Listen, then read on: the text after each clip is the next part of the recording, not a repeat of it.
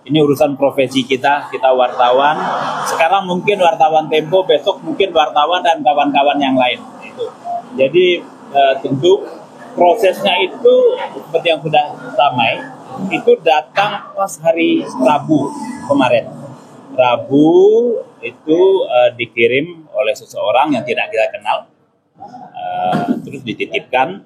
Biasa tuh. Jadi kalau di gedung Tempo itu kalau ada barang, paket, makanan termasuk itu dititip di security, nanti diambil oleh, nah itu ditaruh. Nah di situ tertulis untuk Francisca. Ya. Oke, terus hari itu nggak datang. Francisca datangnya baru keesokan harinya, hari Kamis, dibawalah paket itu sore-sore rasanya naik ke atas, dibuka. Biasa, ada orang pakai motor, bawa paket, antar, menyebut ini untuk Francisca, hanya itu.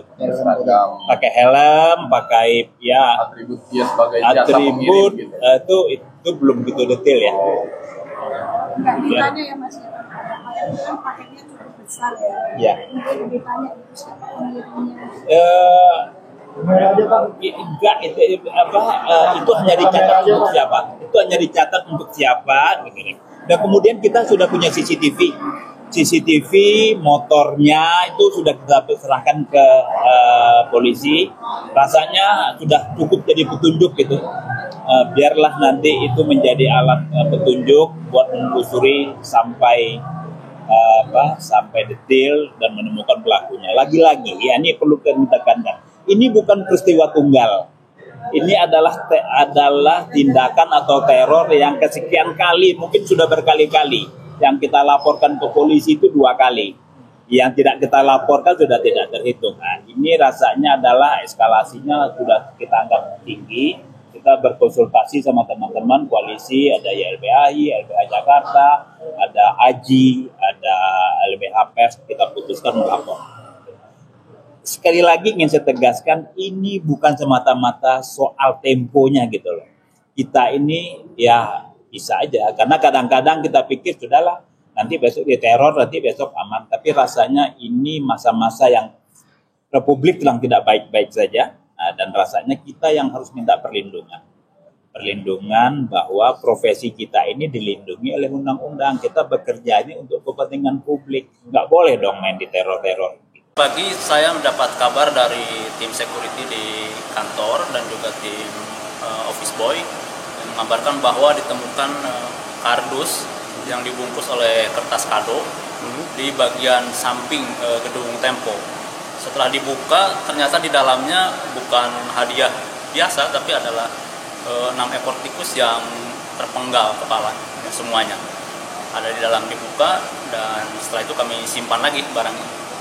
Dan kalau untuk proses akan kedepannya seperti apa? Apa akan sudah melaporkan? Ini kan sudah kedua kalinya. Betul, hari ini kebetulan siang tadi datang tim dari Bareskrim yang memfollow up laporan kami pada kemarin ya, hari sebelumnya kami lapor ke Bareskrim untuk teror pengiriman kepala babi. Nah hari ini tim Bareskrim datang dan sekalian aja kami sampaikan bahwa hari ini juga ada kiriman teror lagi, yaitu kardus berisi kepala tikus yang dipenggal kepalanya, yang dari hasil penelusuran kami paket itu dilemparkan dari samping gedung, dan sudah kita lihat berdasarkan kamera pengaman di sini, barang dilemparkan pada pukul 2 dini hari. 2 dini hari sempat mengenai mobil yang ada di parkir di belakang. Bang, itu kan sempat terekam dalam kamera CCTV Bang, itu menggunakan motor atau ketahuan nggak sih kendaraan apa, platnya apa gitu? Belum ditelusuri lebih jauh, karena sementara yang baru kita lihat adalah dari dalam gedung, angle-nya. Jadi memang yang melempar belum kelihatan, tapi kami yakin kami bisa juga melihat dari arah mana. Bang, kan sebelumnya kan kalau kepala babi itu kan ditujukan oleh buat Mbak Cica ya. Kalau untuk tikus ini ada surat ataupun tidak ada ditujukan kepada siapa, tidak ada tulisan apapun di dalamnya, hanya tikus yang sudah dipenggal yang dibungkus di dalam. Sebetulnya pada yang pertama juga kalau kemasannya tidak ada tulisan langsung atas nama Cicak sebelumnya. Tapi kemudian kurir yang membawa waktu itu kami tanyakan tim security, mereka yang menyampaikan bahwa barang itu untuk Francisca Christy Rosana, dan yang bersangkutan menuliskan nama itu di depan security kami.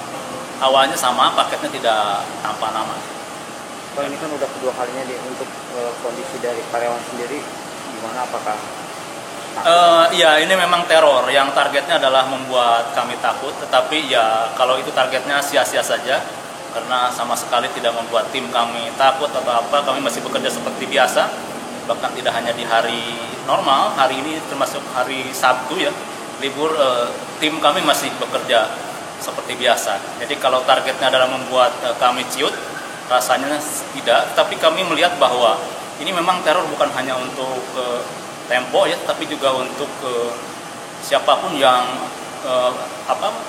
teror untuk kebebasan berekspresi seperti itu, kebebasan dan kemerdekaan pers. Karena itu saya kira bukan hanya problem Tempo sendiri, tapi juga problem semua media, dan juga rasanya sih sudah sepantasnya kami mendapatkan dukungan dari berbagai pihak, termasuk seperti kemarin kami menerima puluhan organisasi masyarakat sipil yang datang ke sini. Mereka menyampaikan dukungan kepada Tempo untuk terus bekerja seperti Tempo seperti biasanya. Dan teman-teman bisa lihat juga dukungan itu ada lumayan banyak karangan bunga di depan yang itu dikirimkan oleh berbagai organisasi. Beberapa poin penting yang ingin saya sampaikan.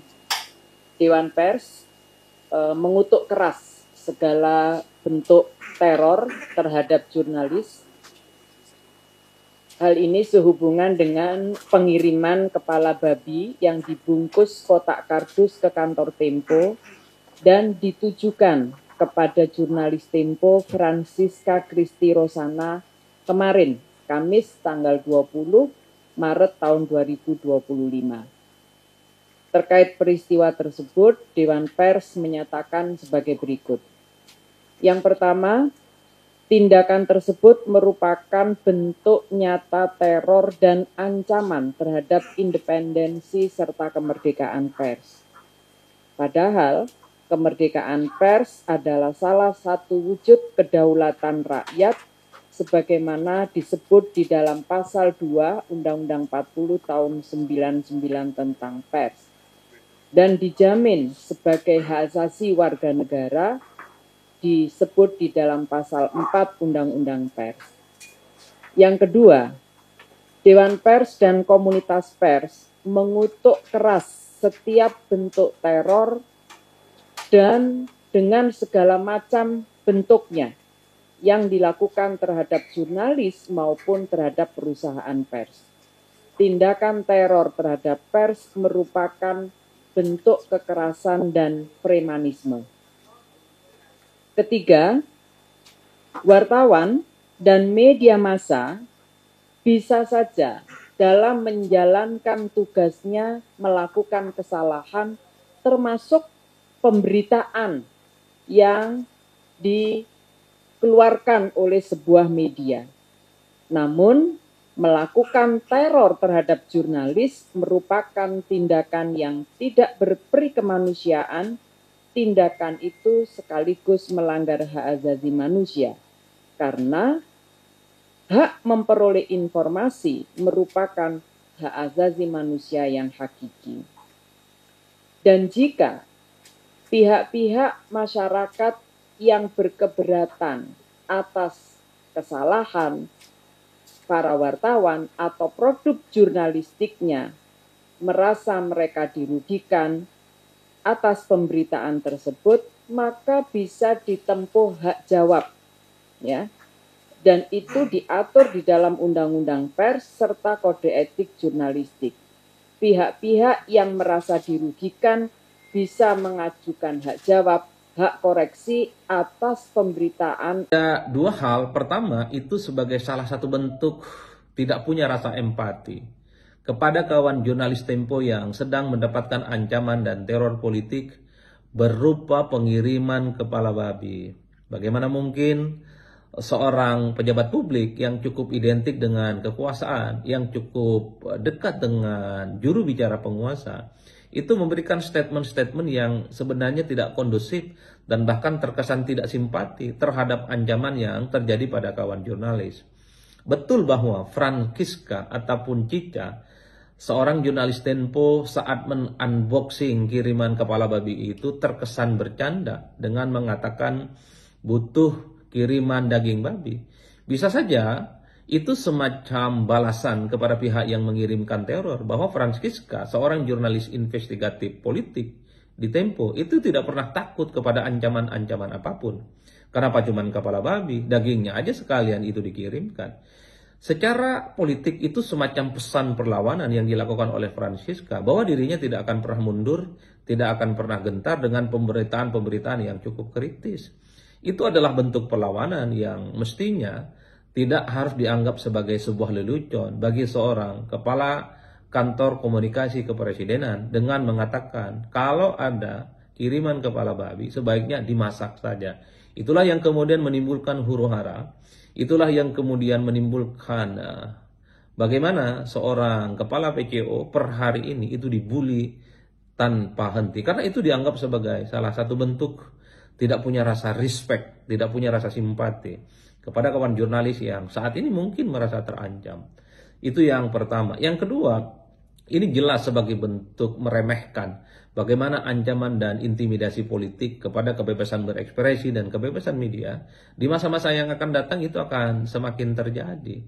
Publik tahu kok ketika ada kiriman kepala babi kepada seorang jurnalis yang selama ini dikenal kritis, itu kan semacam pesan politik supaya kritisisme, sikap kritis itu tidak lagi dilakukan di masa-masa yang akan datang tentu saja. Teror semacam ini kan lazim terjadi sejak lama, terutama di zaman Orde Baru.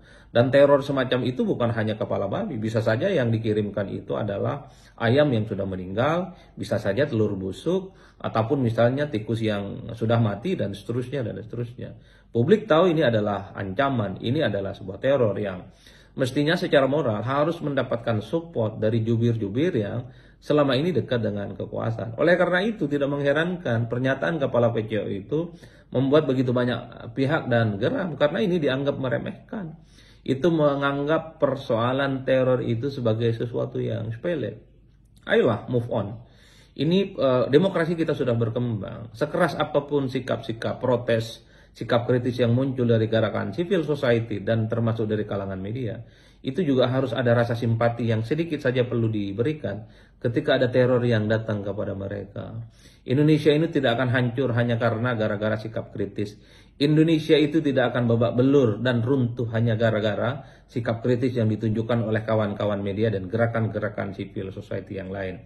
Mengkhawatirkan kalau seorang koordinator juru bicara kepresidenan menganggap persoalan teror itu adalah hal yang sepele, dianggap lelucon dan dianggap tidak penting dan hanya menjadi urusan mereka.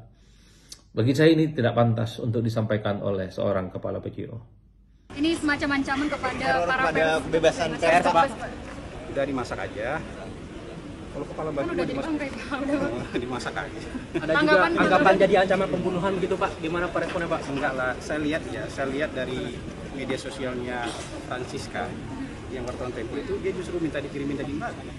Itu kan semacam jokes saja. Iya, sama artinya dia nggak terancam kan. Buktinya dia bisa bercanda, kirimin daging babi. Tapi artinya sikapnya sudah dilakukan videoan. Ya, ini kan nggak tahu, ini kan problem mereka dengan entah siapa yang ngirim. Buat saya nggak bisa kita tanggapi apa-apa. Problem mereka entah dengan siapa yang ngirim, apakah itu beneran seperti itu atau cuman jokes, karena saya lihat juga mereka menanggapinya dengan jokes. Jadi menurut saya nggak usah dibesar-besarkan. Ya. Tapi komitmen soal kebebasan pers di era Pak Prabowo ini tetap ada yang dihalang-halangi bikin berita kan? Kalau nggak ada yang dihalang-halangi bikin berita, itu artinya kebebasan pers kita bagus. Ada yang di stop buat bikin berita dan wawancara nggak? Itu artinya kebebasan pers kita. Ada yang takut nggak sekarang bikin berita? Ada yang dihalang-halangi nggak untuk liputan di istana? Kan nggak. Itu artinya nggak ada kebebasan pers yang ditekan. Kayak misalnya Tempo masih boleh menulis berita? Boleh kan? Masih boleh siaran bocor halus kan? tetap boleh kan? Itu artinya pemerintah nggak ikut campur sama sekali, nggak ganggu sama sekali. Pemerintah itu hanya berusaha meluruskan kalau di medianya salah paham, kita luruskan. Kalau salah nulis statement, kita luruskan. Sisanya kan nggak ada tindakan apa-apa dari. Kalaupun ada yang merasa dirugikan, lapor ke Dewan Pers. Kan undang-undangnya sudah jelas.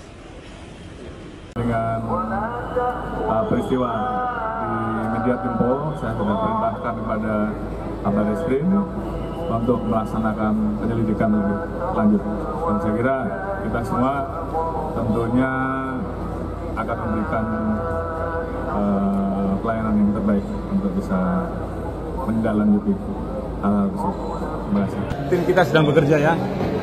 Itu kan 2 kali Pak yang terornya itu, menyikapinya seperti apa Pak? Ya tentu tim kita sedang turun di lapangan, sedang melakukan penyelidikan. Teknis penyelidikan saya tidak bisa sampaikan di sini. Ya, silakan. Sudah berapa saksi Pak sejauh ini yang diperiksa Pak? Ya namanya sedang penyelidikan nantilah ya. Kemarin periksa CCTV Pak? Nanti.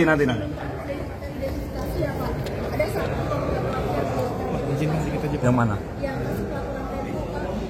Ya kan sedang dalam lidik, lagi lidik kok. Nah, ya, prosesnya nantilah ya. Ini akan diusut dengan tuntas ya Pak? Semua proses laporan masyarakat tentu kita sikapi, tentu kita kerjakan, tentu kita lakukan penyelidikan dengan baik ya. Ya mohon doanya dari teman-teman semuanya ya.